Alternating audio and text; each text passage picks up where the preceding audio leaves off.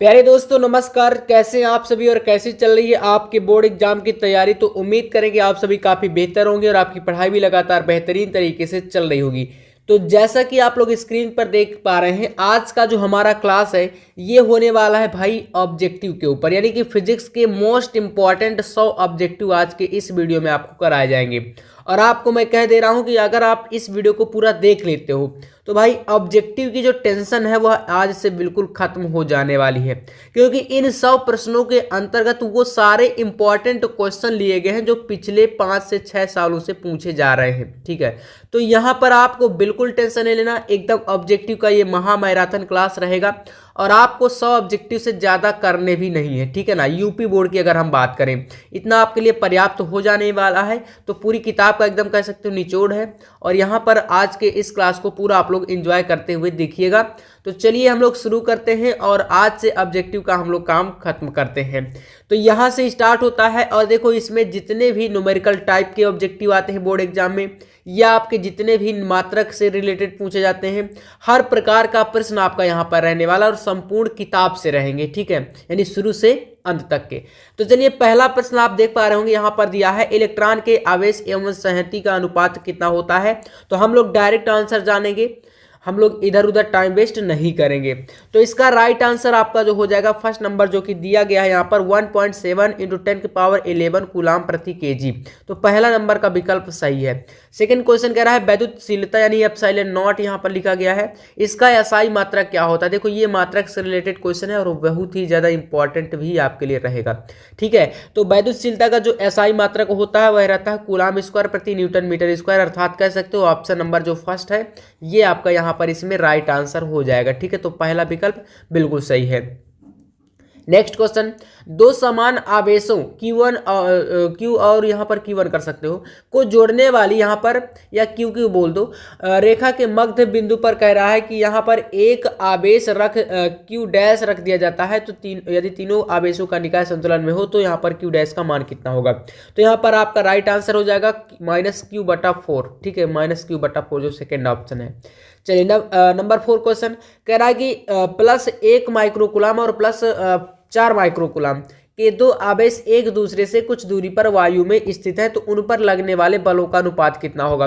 तो बलों का अनुपात बताना है तो यहाँ पर हो जाएगा 1:1, यानी कि आपका ऑप्शन नंबर जो थर्ड है ये बिल्कुल राइट आंसर हो जाएगा। ठीक है, 1:1। नंबर 5 क्वेश्चन को देखिएगा, पांचवा क्वेश्चन यहाँ पर दिया गया है, कह रहा है कि 8 कूलाम ऋण आवेश पर में उपस्थित इलेक्ट्रॉनों की संख्या कितनी होती है। तो राइट आंसर यहाँ पर हो जाएगा ऑप्शन फर्स्ट। इसमें कुछ नहीं करना आपको, अगर पूछ रहा है उपस्थित इलेक्ट्रॉनों की संख्या तो देखो एक ट्रिक आप लगाइए, यहाँ पर क्या करना है, 8 कूलाम है, इसमें आपको एक इलेक्ट्रॉन पर कितना चार्ज होता है 1.6 × 10⁻⁻⁰ कितना -19। तो 1.6 से आप 8 में भाग कराओगे तो यहाँ पर 5 आएगा और ये -19 ऊपर जाएगा 10⁻⁻⁻19 तो +19 बन जाएगा। इसलिए यहाँ पर आपका पहला जो ऑप्शन दिख रहा है वो आपका बिल्कुल क्या होगा, करेक्ट हो जाएगा। क्वांटमीकरण सिद्धांत Q बराबर यानी आपने फार्मूला भी पढ़ा है, उससे आप इसको निकाल सकते हो। चलिए नेक्स्ट क्वेश्चन देखिएगा, नंबर 6 यहाँ पर कह रहा है कि एक वर्ग के दो विपरीत कोणों पर आवेश Q रखे हैं, दूसरे दो विपरीत कोणों पर आवेश Q स्मॉल q, यानी इसमें कैपिटल और स्मॉल q का अंतर है, इतना आप लोग जान लीजिएगा। ठीक है, अब यहाँ पर कह रहा है कि यदि किसी Q पर नेट विद्युत बल क्या हो, 0 हो, तो Q/Q डैश यानी कि कैपिटल Q/ स्मॉल q का मान क्या होगा, यानी इसके बराबर क्या होगा। तो यहाँ पर हो जाएगा -√2 जो कि सेकेंड ऑप्शन है। ठीक है, इसको आप चूज कर लीजिएगा। और हाँ, मुझे लास्ट में आप लोग जरूर बताना कि 100 क्वेश्चन में से आपने कितने क्वेश्चन बिल्कुल करेक्ट किए हैं, कमेंट एक बार जरूर कर दीजिए। ठीक है, यहाँ पर देखिए वैद्युत क्षेत्र की तीव्रता, ये मात्रक वाला क्वेश्चन है, बहुत ही ज्यादा इंपॉर्टेंट है। ठीक है, तो चलिए यहाँ पर इसका वैद्युत क्षेत्र की तीव्रता का मात्रक सभी बच्चों को लगभग पता है, राइट आंसर होता है न्यूटन प्रति कूलम, क्योंकि आपको पता है भाई कि E बराबर हमारा फार्मूला क्या होता है, E बराबर होता है F/Q, है ना। और ये F जो है वो बल है, तो बल का मात्रक क्या हो जाएगा, न्यूटन, और Q जो है आवेश है तो इसका हो जाएगा बटे कूलम। तो यही आपका राइट आंसर हो जाने वाला है। ठीक है, चलिए नेक्स्ट क्वेश्चन, अगला प्रश्न दिया गया है यहाँ पर क्वेश्चन नंबर 8 कह रहा है कि निम्न में से कौन सा वैद्युत क्षेत्र का मात्रक नहीं है। तो भाई वैद्युत क्षेत्र का जो मात्रक नहीं है वह यहाँ पर हो जाएगा जूल और प्रति कूलम, है ना, ये आपका सही है। चलिए यहाँ पर देखिए 9th नंबर कह रहा है वैद्युत विभव का मात्रक है, तो वैद्युत विभव का मात्रक यहाँ पर हो जाएगा आपका जूल प्रति कूलम, ये वैद्युत विभव का मात्रक है। ठीक है, नंबर 10वां देखो, E बराबर 0 तीव्रता वाले वैद्युत क्षेत्र में विभव V का दूरी R के सापेक्ष परिवर्तन क्या होगा? तो यहाँ पर हो जाएगा आपका V जो है R पर निर्भर नहीं करेगा। ठीक है, तो यहाँ से हमारा ऑप्शन कौन सा सही हो जाएगा भैया? इसमें ऑप्शन नंबर आपको लगा देना है 4th में। ठीक है, जो चौथा विकल्प है ये आपका बिल्कुल करेक्ट हो जाएगा। चलिए फिर बढ़ते हैं नेक्स्ट क्वेश्चन पर। देखिएगा यहाँ पर है, एक समान वैद्युत क्षेत्र वेक्टर E में रखे वैद्युत द्विध्रुव आघूर्ण वेक्टर P वाले वैद्युत द्विध्रुव को 90 डिग्री घुमाने में कृत कार्य यानी किया गया कार्य बताइए। तो राइट आंसर लगाना है आपको PE में। ठीक है, PE ये आपका बिल्कुल सही आंसर हो जाएगा। ठीक है ना, तो तीसरा विकल्प इसमें सही है। तो अगले प्रश्न पे आते हैं, 12 नंबर देखिएगा। एक 5 सेंटीमीटर त्रिज्या वाले धातु के खोखले गोलीय सतह को इस प्रकार आवेशित किया जाता है कि इसके तल पर 10 वोल्ट का विभव हो तो केंद्र पर कितना विभव होगा? केंद्र पर विभव की बात करेगा तो फिर आपको लगाना है यहाँ पर 10 वोल्ट ही रहेगा। ठीक है, सेकेंड ऑप्शन। 13 नंबर देखिए, दो बिंदु आवेश यहाँ पर K1 परावैद्युतांक वाले माध्यम में रखे हैं, उनके मध्य लगने वाला स्थिर वैद्युत बल F है। तो यदि माध्यम का परावैद्युतांक बदल कर K2 कर दें, यानी K1 जो था इसको हम K2 में चेंज कर दें, तो इनके मध्य स्थिर विद्युत बल कितना होगा? तो यहाँ पर हो जाएगा आपका ऑप्शन जो थर्ड दिख रहा है ये बिल्कुल सही आंसर है, यानी K1 अपॉन K2 और इंटू F इस तरीके से। ठीक है, ये आपका सही है। चलिए नेक्स्ट यहाँ पर देखिएगा 14 नंबर प्रश्न। अगला दिया है यहाँ पर, कह रहा है कि वैद्युत द्विध्रुव के कारण केंद्र से R दूरी पर अक्ष में स्थित बिंदु पर विद्युत क्षेत्र की तीव्रता एवं विभव क्रमशः E और V है। तो E तथा V में क्या संबंध होगा? तो E और V का रिलेशन जो रहेगा वो रहेगा E बराबर V बटे R। ठीक है, E बराबर V बटे R, यही सही आंसर है। 15 नंबर देखो, किसी चालक में 3.2 एम्पियर की धारा प्रवाहित हो रही है तो प्रति सेकंड प्रवाहित इलेक्ट्रॉनों की संख्या कितनी होगी? तो यहाँ पर चूज करना है आपको 2 × 10⁻19 है ना, यही हो जाएगा इलेक्ट्रॉन, नंबर ऑफ इलेक्ट्रॉन। वैद्युत धारा घनत्व और कह रहा है अनुगमन वेग यानी अपवाह वेग में संबंध बताओ। तो यहाँ पर राइट आंसर आपको लगाना है ऑप्शन नंबर, ये नहीं होगा सॉरी, J बराबर NEVD, धारा घनत्व और अनुगमन वेग, ये आपका सही हो जाएगा पहला वाला। ठीक है ना, तो पहला वाला ऑप्शन आपको यहाँ पर चूज कर लेना है। ठीक है, चलिए तो यहाँ से ऑप्शन फर्स्ट सही है। नेक्स्ट क्वेश्चन अगला दिया है, एक बेलनाकार चालक की प्रतिरोधकता एवं विशिष्ट चालकता का गुणनफल निर्भर करता है। तो यहाँ पर आपको लगा देना है ऑप्शन नंबर, यहाँ पर तापक्रम है, पदार्थ हो गया और इसके बाद है अनुप्रस्थ परिच्छेद, तो इनमें से कोई नहीं होगा। ठीक है, ये आपको सही कर देना है। यदि इलेक्ट्रॉन का अपवाह यानी अनुगमन में VD तथा विद्युत क्षेत्र की तीव्रता E हो तो निम्नलिखित में से कौन संबंध ओम के नियम का पालन करता है? तो यहाँ पर आपका जो पहला ऑप्शन नंबर यहाँ पर 4th है, ये आपका राइट आंसर है। सॉरी, आपको यहाँ पर 18 नंबर में लगाना है ऑप्शन सेकेंड को। ठीक है ना, यहाँ पर ये नहीं होगा तो इसको लगाइएगा, दूसरा वाला सही है। ठीक है ना, ये वाला VD प्रोपोर्शनल टू E।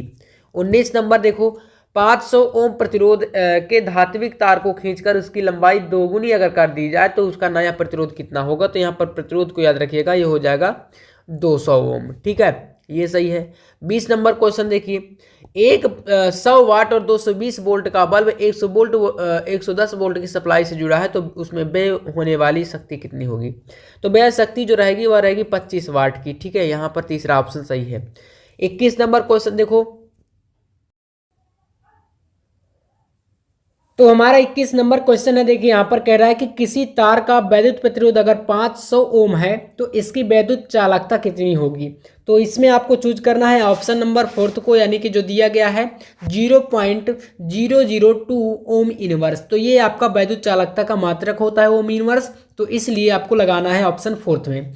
इसके बाद 22 नंबर क्वेश्चन पे आते हैं, जो कि कह रहा है कि दो प्रतिरोध इसमें R और 2R एक विद्युत परिपथ में समांतर क्रम में अगर जुड़े हैं तो R तथा 2R में उत्पन्न ऊष्मीय ऊर्जा का अनुपात कितना होगा? तो ये अनुपात जो हो जाएगा यहाँ पर हो जाएगा 2:1। तो ऑप्शन सेकंड आपका बिल्कुल करेक्ट है। आते हैं 23 नंबर क्वेश्चन पे, देखते हैं गतिशील आवेश उत्पन्न करता है। तो गतिशील आवेश का उत्पन्न करता है तो यहाँ पर लगाना है हमें केवल चुंबकीय क्षेत्र को। ठीक है ना, सेकंड ऑप्शन। 24 नंबर प्रश्न है, एक चुंबकीय क्षेत्र उत्पन्न किया जा सकता है।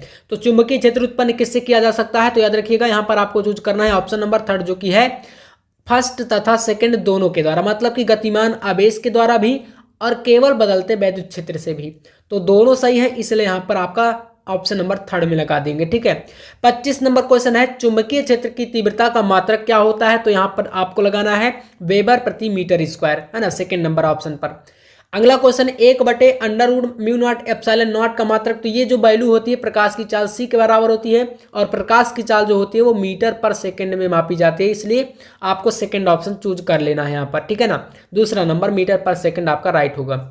27 नंबर क्वेश्चन, यहाँ पर μ0 के पावर -1/2 का मान कितना होता है? तो इस वैल्यू को आप कैसे लिख सकते हो? तो यहाँ पर 1 के बटे में लिख सकते हो, 1 के बटे √μ0 और ε0, तो वही चीज आपका इस तरीके से, और ये आपका वैल्यू जो है सी के मैंने बताया कि प्रकाश की चाल के बराबर है। तो प्रकाश की चाल यहाँ पर कौन सा दिया गया है? 3 × 10⁸ सेंटीमीटर सेकेंड, जो कि नहीं होगा, यहाँ पर मीटर पर सेकेंड लगाना है। ठीक है, तो यहाँ पर पहला ऑप्शन कर लेना, और सेंटीमीटर जो है मिस्टेक है, तो यहाँ पर सेंटीमीटर की जगह मीटर कर लेना है। ठीक है, तो पहला ऑप्शन आप लोग यहाँ पर चूज कर सकते हो। ठीक है, इसके बाद आते हैं अगले क्वेश्चन पर 28 नंबर पर, जो कि यहाँ पर क्या कह रहा है भाई? कह रहा है कि एक चुंबकीय क्षेत्र बी में बल रेखाओं के समांतर एक इलेक्ट्रॉन जिसका आवेश ई है वेग v से चलता है, तो इलेक्ट्रॉन पर लगने वाला बल कितना होगा? तो यहाँ पर आपको लगाना है ऑप्शन नंबर जो कि दिया है सेकंड। ठीक है, 0, ये आपका सही है दूसरा नंबर का। और 100 जो ये सीरीज 100 ऑब्जेक्टिव की चल रही है, पूरा करके आप लोग जाना, ऑब्जेक्टिव एक भी फिजिक्स में आपका गलत नहीं होगा। और चैनल पर नए हैं तो सब्सक्राइब जरूर कर लीजिएगा, ताकि अब आपसे ऐसे ही ऑब्जेक्टिव की तैयारी आ सके मैराथन क्लास के अंतर्गत, क्योंकि आप लोग कमेंट कर रहे थे, इसलिए मैं ये आपको लॉन्ग वीडियो दे रहा हूँ। और ऐसा ही फिजिक्स में आएगा एक वीडियो, केमिस्ट्री में आएगा, तो 100 क्वेश्चन जैसे ही आप कर लेंगे तो आपको फिर दिक्कत की कोई बात ही नहीं रहेगी। ठीक है, तो अगले वीडियो के लिए सब्सक्राइब करके रखिएगा। बाकी 100 में से कितने कर पाते हैं कमेंट करके एक बार बता दीजिएगा जरूर। ठीक है, चलिए 29 नंबर देखिए, किसी समान चुंबकीय क्षेत्र में एक इलेक्ट्रॉन क्षेत्र के लंबवत दिशा में कह रहा प्रवेश करता है, तो इलेक्ट्रॉन का पथ कैसा होगा? तो इलेक्ट्रॉन का जो पथ रहेगा यहाँ पर याद रखिएगा, वो रहेगा वृत्ताकार। ठीक है ना, तो आपको लगाना है यहाँ पर ऑप्शन नंबर जो दिया है थर्ड। ठीक है, वृत्ताकार, ये आपका सही है। 30 नंबर, चुंबकीय द्विध्रुव का आघूर्ण का मात्रक क्या होता है? तो यहाँ पर आपका हो जाएगा एम्पियर मीटर स्क्वायर।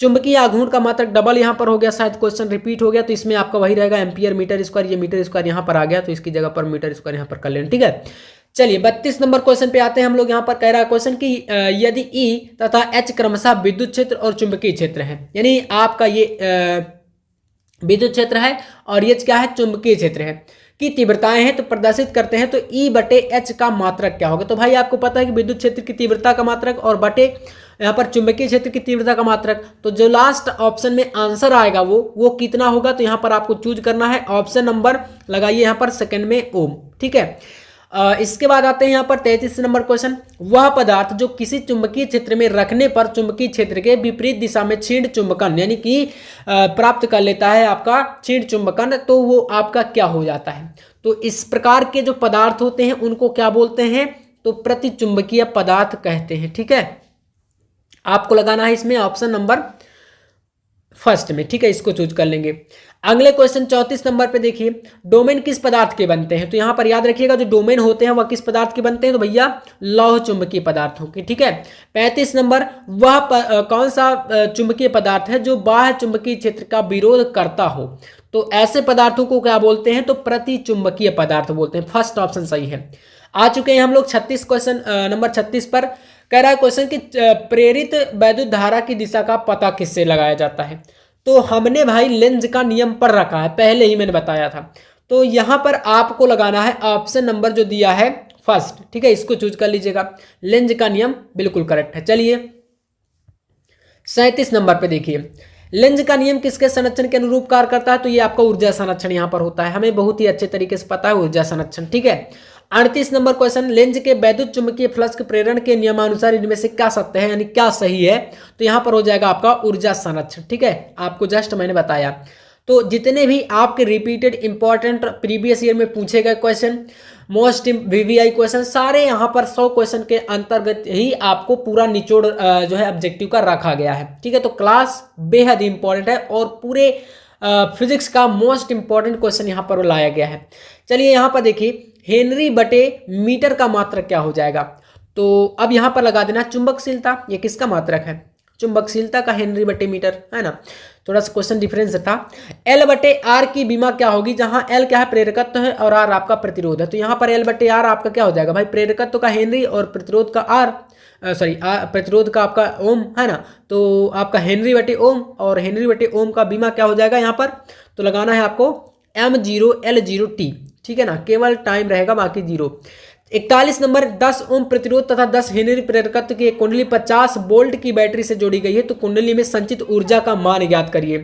तो संचित ऊर्जा यहां पर हो जाएगी आपकी 125 जूल, जो कि फर्स्ट ऑप्शन में दिख रहा है, इसको आपको सही कर देना है, ठीक है। इसके बाद 42 नंबर क्वेश्चन, थोड़ा सा यहाँ पर देखिए लॉन्ग वाले क्वेश्चन भी रखे गए हैं जो न्यूमेरिकल टाइप से आपके क्वेश्चन पूछे जाते हैं, और आपको पता है कि भाई न्यूमेरिकल वाले क्वेश्चन भी ऑब्जेक्टिव में कहीं ना कहीं पूछे जाते हैं, ठीक है। तो यहाँ पर देखिएगा क्वेश्चन कर रहा है कि एक वृत्तीय चालक कुंडली में जब 2 एम्पियर की धारा से 18 एम्पियर 0.05 सेकेंड में बढ़ती है, तो प्रेरित विद्युत वाहक बल यानी ईएमएफ जो है वह 20 वोल्ट हो जाता है या होता है। तो कुंडली का स्वप्रेरकत्व तो ज्ञात करिए कितना रहेगा। तो न्यूमेरिकल है यहाँ पर, तो यहाँ पर तो ऑब्जेक्टिव टाइप से पूछा है, तो आपको लगा देना है यहाँ पर ऑप्शन नंबर जो फर्स्ट दिख रहा है यहाँ पर 62 दशमलव कितना है 5 मिली हेनरी, ठीक है, ये मिली हेनरी में है ना। तो इसी को आपको लगा देना है। चलिए इसके बाद यहाँ पर आपका आता है स्वप्रेरकत्व के मात्रक हेनरी के समतुल्य यानी हेनरी के बराबर कौन सी वैल्यू होगी, तो यहाँ पर आप लगाएंगे ऑप्शन नंबर सेकंड में, यानी हेनरी के बराबर आपका होता है वोल्ट सेकंड प्रति एम्पियर, ठीक है। तो second number is the right answer. चलिए 44 नंबर प्रश्न पे आते हैं हम लोग। यहाँ पर वोल्ट मीटर द्वारा मापे गए प्रत्यावर्ती धारा के मेंस का विभव 200 वोल्ट प्राप्त होता है, तो इस विभव का वर्ग माध्य मूलमान कितना होगा। तो वर्ग माध्य मूलमान जिसे आप रूट मीन स्क्वायर वैल्यू बोलते हैं, है ना, IRMS जो आपने पढ़ा है, उसका वैल्यू यहाँ पर बताना है। तो चलिए इसमें राइट आंसर आपको चूज कर लेना है ऑप्शन नंबर जो हमारा यहाँ पर दिया गया है सेकेंड 100√2, ठीक है। क्योंकि आपको पता है कि जो ये वैल्यू होती है कितनी होती है, IRMS बराबर होता है I0 बटे √2। तो 200 यहाँ पर ऑलरेडी दिया गया है। अब इसको आप यहाँ पर क्या कर सकते हो, 200 को आप यहाँ पर देखो I0 का वैल्यू 200, तो 200 को आप क्या लिख सकते हो 100 गुणे 2, है ना, 100 गुणे 2 बटे √2। तो भाई √2 से एक 2 कैंसिल, तो 100 √2 ही तो बचेगा। बस इस तरीके से आंसर आपका सही हो जाएगा, ठीक है। इसके बाद अगले क्वेश्चन 45 पे प्रेरकत्व का मात्रक आपको पता है कि भाई हेनरी के बराबर क्या होता है, तो यहाँ पर आपको लगा देना है ऑप्शन नंबर फर्स्ट में जो कि ओम सेकेंड है, ठीक है, पहला विकल्प सही है।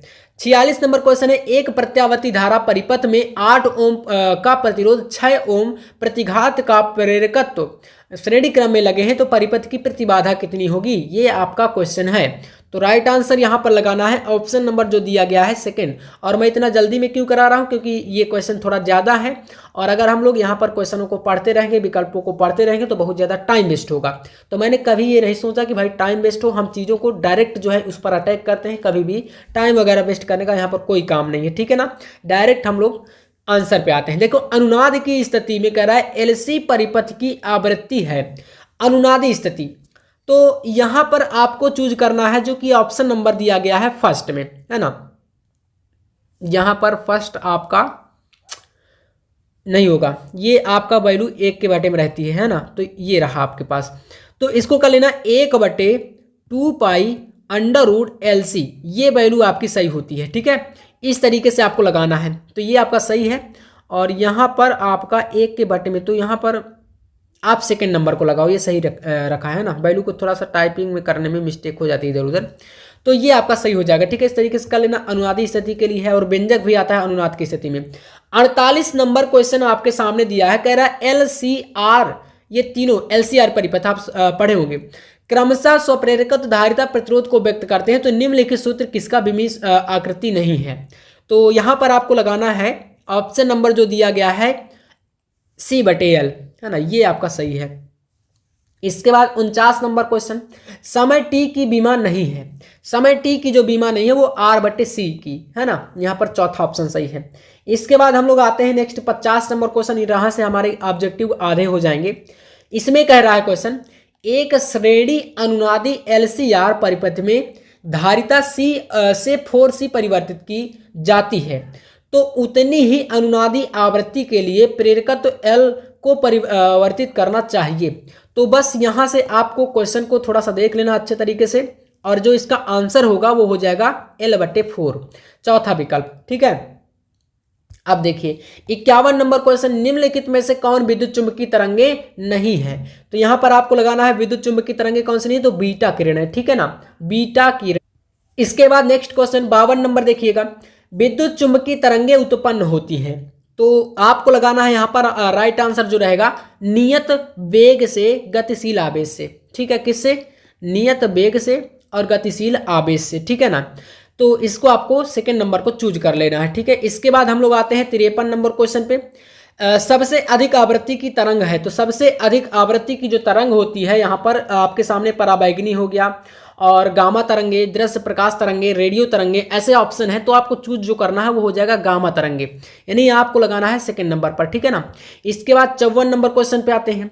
यहाँ पर दिया है कि जब कोई तरंग किसी माध्यम में प्रवेश करती है तो परिवर्तन नहीं होता है, तो यानी उसका क्या नहीं बदलता है, तो आपको यहाँ पर लगा देना है तरंग की जो आवृत्ति यानी फ्रीक्वेंसी रहती है वो कभी भी चेंज नहीं होती है, ठीक है। इसको आपको चूज कर लेना है, ठीक है। तो आपका फर्स्ट ऑप्शन करेक्ट। 55 नंबर पे आते हैं। देखिएगा, कह रहा है कि एक विद्युत चुंबकीय तरंग में वैद्युत क्षेत्र का आयाम 6 वोल्ट मीटर इनवर्स है, तो चुंबकीय क्षेत्र का आयाम कितना रहेगा, ठीक है ना।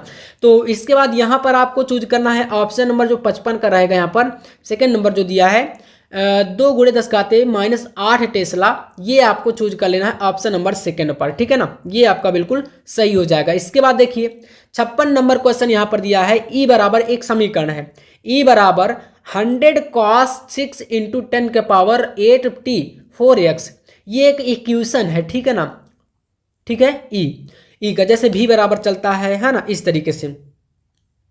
तो अब इसके बाद यहाँ पर कह रहा है कि वोल्ट मीटर से निरूपित करते तो समतल विद्युत चुंबकीय तरंग के संचरण के माध्यम का अपवर्तनांक कितना होगा, ठीक। तो यहाँ पर आपको इसमें देखो चूज जो करना है ऑप्शन नंबर जो हमारा यहाँ पर हो जाएगा 4th नंबर का, ये सही है। इसमें जो 4 है ना 4.0, ये आपका सही है। इसके बाद 57 नंबर क्वेश्चन देखिएगा, यहाँ पर वैद्युत चुंबकीय तरंगों के वैद्युत एवं चुंबकीय क्षेत्र सदिशों में कालांतर जो होता है वह कितना होता है। वैद्युत एवं चुंबकीय क्षेत्र है ना, वैद्युत और चुंबकीय क्षेत्र दोनों के बीच का कालांतर जो रहता है वह कितना रहता है, तो हो जाता है π/2। π/2 का मतलब 90 डिग्री, ठीक है ना, 90 डिग्री होता है। पाई का वैल्यू कितना होता है 180 डिग्री, तो 180/2 यानी कि 90 डिग्री। इस तरीके से आप कर सकते हो। इसके बाद यहाँ पर आपको आना है नेक्स्ट क्वेश्चन में, जो कि यहाँ पर दिया गया है 58 नंबर। इसमें कह रहा है एक प्रकाश किरण वायु से जल में प्रवेश करती है, तो निम्नलिखित में से कौन सा अपरिवर्तित रहेगा। तो भैया जैसा कि मैंने आपसे बताया कि आपका जो आवृत्ति है फ्रीक्वेंसी वो कभी चेंज नहीं होती है, यहाँ पर आपका यही सही है। 59 नंबर क्वेश्चन देखिए, तो यहाँ पर दिया है आपके सामने निर्वात में किसी प्रकाश की तरंग दैर्घ्य जो कि 6400 एंगस्ट्रॉम है, तो जल में इसकी तरंग दैर्घ्य कितनी होगी, जो कि अपवर्तनांक जल का दिया है 4.3 है ना, 4.3। तो चलिए बेहद ही इंपॉर्टेंट से क्वेश्चन यहाँ पर आपके सामने है। इसमें आपको जो लगाना है तो वो होगा 4800 एंगस्ट्रॉम। 1 एंगस्ट्रॉम 10⁻⁻10 मीटर होता है, ठीक है। तो यहाँ पर आपको इसको चूज कर लेना है। 60 नंबर क्वेश्चन आपके सामने आता है यहाँ पर कि जब एक प्रकाश किरण जो कि n अपवर्तनांक के माध्यम में प्रवेश करती है तब अपवर्तन कोण का मान आपतन कोण का आधा रहता है, अपवर्तन कोण का मान कितना हो जाएगा। चलिए तो अब यहाँ पर आपको लगाना है ऑप्शन नंबर जो दिया है भैया 2 cos इनवर्स n/2। n जो है वो क्या है, अपवर्तनांक है। तो चौथा विकल्प जो है चौथा नंबर का बिल्कुल करेक्ट है, इसको आपको चूज कर लेना है। तो जितने बच्चे चौथे को लगाने वाले थे आपका बिल्कुल करेक्ट हो जाएगा, ठीक है ना। चलिए 61 नंबर पे आते हैं। अब इस प्रश्न में देखो कह क्या रहा है क्वेश्चन, कह रहा है कि कागज की एक सीट है ना, कागज की सीट पर एक स्याही का धब्बा है, ठीक है। कागज की सीट पर मान लो कोई स्याही है, तो कह रहा है स्याही का धब्बा है। अब धब्बे के ऊपर 6 सेंटीमीटर मोटा 1.5 अपवर्तनांक का कांच का गुटका क्या है रख दिया जाता है, तो धब्बे के प्रतिबिंब का विस्थापन कितना होगा। अब हमको इस तरीके के क्वेश्चन बेहद ही बिरला होते हैं और कई बार ये देखने को मिल जाते हैं और इनको हम क्या करते हैं भाई, भूल जाते हैं। इसमें आपको चूज करना है 61 का जो हो जाएगा यहाँ पर 1 सेंटीमीटर, ठीक है। तो इसको थोड़ा सा हम इरेज कर देते हैं एक बार, तो इसमें लगा लीजिएगा 1 सेंटीमीटर जो कि राइट आंसर हो जाएगा, ठीक है। इसके बाद यहाँ पर आपके सामने है 61, यानी कि ये क्या हो गया हमारा डबल हो गया शायद से, है ना। तो इसमें आपका आपका चलिए इसको कर लीजिएगा, बाकी इसका भाई हम देख लेते हैं। 61 नंबर यहाँ पर है जब एक प्रकाश किरण वायु से कांच में जाती है तो उसकी मतलब यहाँ पर अब विकल्प आगे जोड़ देना है। तो जो दिया गया ऑप्शन 1 तरंग दैर्घ्य कम हो जाती है। आई होप आप समझ पा रहे होंगे। तो 61 का आपका पहला विकल्प यहाँ पर आपका बिल्कुल करेक्ट है। ठीक है, इस 61 का भी आपका यहाँ पर पहला हम लगाए थे, है ना। तो यहाँ पर आपको इसमें भी आपको पहला ऑप्शन चूज करना है। ठीक है, ये सही होगा। इसके बाद 62 नंबर क्वेश्चन पे आते हैं। 62 नंबर यहाँ पर आपके सामने है, दिया गया कि यदि किसी उत्तल लेंस की लाल एवं बैगनी प्रकाश के लिए फोकस दूरियां क्रमशः FR और FV है। अब इनका क्या मतलब है, देखो यहाँ पर मैं बताता हूँ आपको। FR यानी कि लाल कैसे होता है, रेड, RED, है ना। तो R का मतलब यहाँ पर रेड है, और भी मतलब वायलेट यानी बैगनी। तो FV बैगनी के लिए हो गया, FR आपका रेड के लिए हो गया। अब इसके बाद यहाँ पर देखो कह रहा है कि इसके तब यहाँ पर क्या होगा, तब तो कौन सी आपकी फोकस दूरी ज्यादा मानी जाएगी, है ना। कुल मिलाकर ये आपको देखना है। तो यहाँ पर FV is less than FR, यानी FR की वैल्यू बड़ी है FV से, यानी बैगनी वाले से। चलिए 63 नंबर पे आते हैं।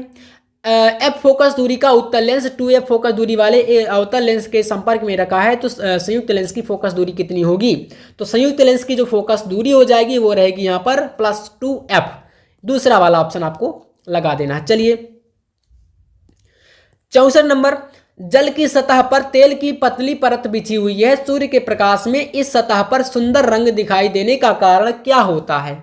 तो भैया आपको लगा देना है इसमें ऑप्शन नंबर जो कि दिया है तीसरा, प्रकाश का व्यतिकरण। व्यतिकरण, विवर्तन, ध्रुवण, ये सभी आप पढ़ चुके हैं लाइट यूनिट में। ठीक है, अब इसके बाद 65 नंबर देखिए। 65 नंबर, यदि व्यतिकरण करने वाली दो तरंगों की तीव्रताओं का अनुपात 16:9 है तो व्यतिकरण प्रारूप के महत्तम तथा न्यूनतम, महत्तम का मतलब ज्यादा और न्यूनतम मतलब कम, तीव्रताओं का अनुपात कितना होगा। तो यहां पर आपको लगाना है 49:1 में। ठीक है, जो दिया है सेकंड नंबर, इसको सही कर दो। अगला देखो यहां पर 66, एक वर्णी प्रकाश निर्वात से किसी पारदर्शी माध्यम में प्रवेश करता है तो प्रकाश का कौन सा अभिलक्षण अपरिवर्तित रहता है। अपरिवर्तित मतलब जो चेंज नहीं होता है। तो यहां पर आपको लगाना है ऑप्शन नंबर जो कि दिया है कौन सा, तीसरा वाला, आवृत्ति। आवृत्ति को याद रखिएगा, कभी ये चेंज नहीं होगा, इसी में आपको लगा देना है। 67 नंबर, थोड़ा क्वेश्चन बड़ा है यार। एक पोलेराइड की पारदर्शी प्लेट उसी प्रकार की एक अन्य प्लेट पर इस प्रकार रखी है कि इनकी ध्रुवण दिशाओं के बीच 30 अंश का कोण बनाता है। तो प्लेटों के इस युग्म में से एक अध्रुवित प्रकाश आपतित होता है तो निर्गत प्रकाश तथा आपतित अध्रुवित प्रकाश की तीव्रताओं का अनुपात कितना होगा। तो भैया अनुपात हमें लगाना है सिर्फ सीधा सा, यहाँ पर आपको सिर्फ लगा देना है ऑप्शन सेकंड पर, जो कि 1:3 का यहाँ पर अनुपात रहेगा। ठीक है, अगला क्वेश्चन यहाँ पर है, निम्न में से किस रंग के प्रकाश का वेग जल में सबसे अधिक होता है। तो यहाँ पर आप याद रखिएगा राइट आंसर आपका लाल रंग। ठीक है, और 69 नंबर क्वेश्चन पे आ चुके हैं हम लोग। यहाँ पर दो प्रकाश तरंगों के समीकरण y इक्वल टू, यहाँ पर एक ये समीकरण दिया है। ठीक है, y equal to y 8 cos omega t करके दिया है, और एक y2 इक्वल टू यहाँ पर 6 cos ओमेगा प्लस थीटा दिया है। इनके कारण अध्यारोपण से उत्पन्न परिणामी तरंग की न्यूनतम व अधिकतम तीव्रताओं का अनुपात कितना होगा। तो यहाँ पर लगाना है आपको 1:49 में। 70 नंबर क्वेश्चन, वह घटना जो प्रकाश के अनुप्रस्थ तरंग प्रकृति को दर्शाती है उसको हम बोलते हैं क्या, ध्रुवण। ध्रुवण बोलते हैं। ठीक है भैया, यहां पर लगा लेना। इसके बाद यहां पर अगला 71 नंबर क्वेश्चन। अब इसके बाद यहां पर 71 नंबर क्वेश्चन में कह रहा है आपके सामने, क्या कहा गया भाई, तो इसमें देखिएगा आपके सामने है, यदि किसी कण का कह रहा है संवेग दोगुना कर दिया जाए, है ना, कण का संवेग कितना कर दिया जाए, दोगुना कर दिया जाए, तो इसकी डी ब्रॉगली तरंग कितनी होगी, तरंग दैर्घ्य। तो याद रखिएगा तरंग दैर्घ्य यहां पर हो जाएगी आधी हो जाएगी। ठीक है, 4th नंबर का ऑप्शन करेक्ट है। 72 नंबर है, लैम्डा दी ब्रॉगली तरंग दैर्घ्य वाले एक द्रव्य कण की गतिज ऊर्जा में दोगुनी वृद्धि करने पर कण की डी ब्रॉगली तरंग दैर्घ्य हो जाती है। तो यहां पर आपको, तो इसमें आपको चूज करना है 72 नंबर में आपको फर्स्ट नंबर जो कि दिया है कितना, λ/√2। ठीक है, ये आपका सही आंसर हो जाएगा। 73 देखिए क्वेश्चन नंबर दिया है, फोटान का विराम द्रव्यमान होता है तो फोटान का जो विराम द्रव्यमान होता है वो 0 होता है। ठीक है, फोटान के गतिज द्रव्यमान का सूत्र कितना होता है, तो ये आपका होता है यहाँ पर एच न्यू अपान सी स्क्वायर। जो न्यू है या भी बोल सकते हो, ये आवृत्ति के लिए होता है, ठीक है, आवृत्ति के लिए होता है, या देहली आवृत्ति जिसे बोलते हो। तो ये आपका यहाँ पर हो जाएगा इस तरीके से, है ना। इसके बाद देखिए यहाँ पर अगला क्वेश्चन 75 नंबर दिया है कि लैम्डा तरंग दैर्घ्य के फोटान की ऊर्जा, तो ये आपका हो जाएगा यहाँ पर एच सी अपॉन लैम्डा, ठीक है। ये आपका प्लांक नियतांक है, सी प्रकाश की चाल, लैम्डा आपका तरंग दैर्घ्य। 76 नंबर जस्ते की सतह से इलेक्ट्रॉन उत्सर्जन हेतु निम्नलिखित में से कौन सा विकिरण अत्यधिक प्रभावी होगा, तो आपको यहाँ पर लगाना है ऑप्शन नंबर 4 जो कि दिया है कितना, परावैंगनी, ठीक है, परावैंगनी आपका ये राइट होगा। अगला क्वेश्चन, एक धातु के प्रकाश पृष्ठ पर 6 इलेक्ट्रॉन वोल्ट ऊर्जा के फोटान आपतित होते हैं, तब उत्सर्जित फोटो इलेक्ट्रॉन की अधिकतम गतिज ऊर्जा 5 इलेक्ट्रॉन वोल्ट होती है, तो निरोधी विभव कितना होगा या होना चाहिए। तो निरोधी विभव यहाँ पर आपको लगा देना है ऑप्शन नंबर फर्स्ट जो कि 5 वोल्ट, ठीक है, ये सही है। 78 नंबर क्वेश्चन पे आ चुके हैं। तो हाइड्रोजन परमाणु की आयनन ऊर्जा का मान 13.6 भी होता है इलेक्ट्रॉन वोल्ट में। परमाणु के अंदर परमाणु के अंदर कण किस बल के कारण, अल्फा कण यहाँ पर कर लेना, किस बल के कारण, तो यहाँ पर कूलाम बल, कौन सा हो जाएगा, कूलाम बल, ठीक है। तो कूलाम बल आपका यहाँ पर बिल्कुल राइट आंसर हो जाएगा, ठीक है, इस तरीके से लगा लीजिएगा। इसके बाद यहाँ पर 80 नंबर, हाइड्रोजन परमाणु के वर्णक्रम में प्राप्त पाषाण श्रेणी की वर्ण रेखाओं का न्यूनतम तरंग दैर्घ्य कितना होगा, तो यहाँ पर हो जाएगा 9/r, ठीक है। लाइमन बामर पाषाण, क्योंकि आपको पता है कि पाषाण श्रेणी जो होती है वो तीसरे नंबर पर आती है, और तीसरे नंबर पर आती है तो एन का वैल्यू आपका 3, तो n² होता है, तो यहाँ पर 3 का स्क्वायर 9/r ऐसे बनेगा। तो ये पहला वाला विकल्प सही है। एक AMU एटॉमिक मास यूनिट के तुल्य ऊर्जा कितनी होती है, तो आपका यहाँ पर लगाना है 931 मेगा इलेक्ट्रॉन वोल्ट। हाइड्रोजन नाभिक की बंधन ऊर्जा कितनी होती है, तो ये आपकी 0 होती है। 83 नंबर यहाँ पर दी गई नाभिक की अभिक्रिया, एक नाभिक की अभिक्रिया दी गई है। अब इसमें x जो आया है वो क्या प्रदर्शित करता है, यहाँ पर x जो है, तो x का जो मान होगा यहाँ पर क्या प्रदर्शित करता है ये, तो ये आपका है यहाँ पर न्यूट्रिनो, ठीक है। अगला, एक नाभिक की विखंडन में 3.2 -11 जूल ऊर्जा निकलती है, तो एक 16 किलोवाट बिजली घर के लिए कितने नाभिक प्रति सेकंड की आवश्यकता होगी, तो यहाँ पर लगाएंगे हम लोग 5×10⁻14। अगला देखो, एक पी टाइप अर्धचालक होता है, पी टाइप का जो अर्धचालक यानी पी प्रकार का अर्धचालक जो होता है वो कैसा होता है, तो धनावेशित होता है। शुद्ध सिलिकॉन के एन टाइप अर्धचालक बनाने के लिए इसमें अपद्रव्य मिलाते हैं, कौन से अशुद्धि मिलाते हैं, तो यहाँ पर आपका हो जाता है एंटीमनी, ठीक है। अगला, एन टाइप के अर्धचालक में विद्युत चालन का कारण क्या होता है, तो एन टाइप का जो अर्धचालक होता है इसमें इलेक्ट्रॉन जो है ये चालन का कारण बनते हैं। कोटर यानी छिद्र में असंख्य आवेश वाहक क्या होते हैं कोटरों में, तो कोटर में पाए जाते हैं पी प्रकार के अर्धचालक, ठीक है, ये होता है इसमें। 89 नंबर देख लो, पी प्रकार का अर्धचालक बनाने के लिए शुद्ध जर्मेनियम में मिलाया जाने वाला अपद्रव्य यानी कौन सी अशुद्धि है, अगर हमें पी प्रकार का अर्धचालक बनाना है, तो यहाँ पर आपको याद रखना है राइट आंसर पी प्रकार के लिए कौन सा होता है, आपका हो जाएगा एल्यूमिनियम, ठीक है।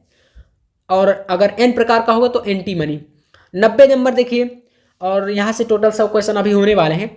अर्धचालक में वैद्युत चालन का कारण क्या होता है, तो अर्धचालक के लिए वैद्युत चालन का कारण कोटर और इलेक्ट्रॉन, ठीक है। वैसे इलेक्ट्रॉन होते हैं वैद्युत चालन का कारण, तो कोटर और दोनों इलेक्ट्रॉन दोनों पाए जाते हैं। 0 केल्विन ताप पर शुद्ध अर्धचालक है, 0 केल्विन ताप पर शुद्ध अर्धचालक विद्युत रोधी होता है, ठीक है। अर्धचालकों की चालकता किस पर डिपेंड करती है, तो याद रखिएगा ताप बढ़ने पर अर्धचालकों की बढ़ती है और चालकों की घटती है, यानी अर्धचालकों की चालकता ताप बढ़ने पर बढ़ जाती है, और ताप जैसे ही घटता है तो चालकों की जो है वो घट जाती है। 93 नंबर, निम्न में से कौन सा कथन सत्य नहीं है, तो इनमें से जो कथन नंबर आपका दिया गया है तीसरा, धातु का प्रतिरोध ताप बढ़ाने पर कम हो जाता है, ये आपका असत्य है, गलत है, ठीक है। 94 नंबर देखिए आपके सामने दिया है, पी टाइप चालक प्राप्त करने के लिए जर्मेनियम में कौन सा अपद्रव्य मिलाया जाता है और इसकी संयोजकता, तो यहाँ पर राइट आंसर लगाना है 3, ठीक है, ये आपका तीसरा वाला। 95 नंबर पीएन संधि डायोड के अवक्षय परत में होते हैं। अवक्षय परत में कुछ भी नहीं पाया जाता, आपको पता, ना ही इलेक्ट्रॉन ना ही कोटर, तो चौथा विकल्प आप लोग यहाँ पर लगाएंगे, ठीक है। इसके बाद यहाँ पर 96, एक शुद्ध चालक डिवाइस एक बैटरी तथा प्रतिरोध के साथ श्रेणी क्रम में संयोजित यानी जुड़ा है, परिपथ धारा प्राप्त होती है। तो यदि बैटरी की ध्रुवता उलट दी जाए यानी बदल दी जाए तो परिपथ की धारा लगभग शून्य हो जाती है। डिवाइस यानी युक्ति की शक्ति कितनी होगी? तो यहाँ पर युक्ति में आपको चूज करना है ऑप्शन नंबर जो दिया गया चौथा, ठीक है, ये आपका सही है, पीएन संधि डायोड। 97 नंबर है, कह रहा है कि अर्धचालक में संयोजकता बैंड एवं चालन बैंड के बीच ऊर्जा अंतराल कितना होता है लगभग? तो यहाँ पर आपको 1 इलेक्ट्रॉन वोल्ट जो कि दिया है सेकंड नंबर, ये सही है। 98 नंबर, प्रदर्शित पीएन संधि डायोड में कौन सा अग्र अभिनत है? तो यहाँ पर आपको चूज करना है ऑप्शन नंबर जो दिया है भैया फर्स्ट वाला, ये वाला, ठीक है, ये जो डायग्राम दिख रहा है पहला, इसको सही कर लीजिएगा। अगले प्रश्न पे आते हैं हम लोग, 99 नंबर और जल्द आपका 100। एक आदर्श पीएन संधि डायोड के अग्र दिशिक बायस यानी अग्र अभिनत और पश्च दिशिक बायस यानी पश्च अभिनत की दशा प्रतिरोध क्रमशः क्या होते हैं? तो यहाँ पर लगाइएगा 0 एवं अनंत, ठीक है, ये आपका बिल्कुल करेक्ट है, चौथा विकल्प। एंड लास्ट क्वेश्चन यहाँ पर है, चालन एवं संयोजी बैंड की ऊर्जाओं में अंतर, चालन और संयोजी बैंड की ऊर्जाओं में अंतर जो होता है वह रहता है अर्धचालकों में चालकों से कम, ठीक है, तीसरा वाला विकल्प आपका सही है। तो इस प्रकार से हमने पूरे यहाँ पर आपको करा दिए कितने 100 ऑब्जेक्टिव, ठीक है ना, पूरे 100, और इस प्रकार से शतक आपका आज लग चुका है फिजिक्स के ऑब्जेक्टिव में। एक 100 क्वेश्चन का केमिस्ट्री में आएगा और एक 100 से 110 क्वेश्चन का बायोलॉजी में आएगा।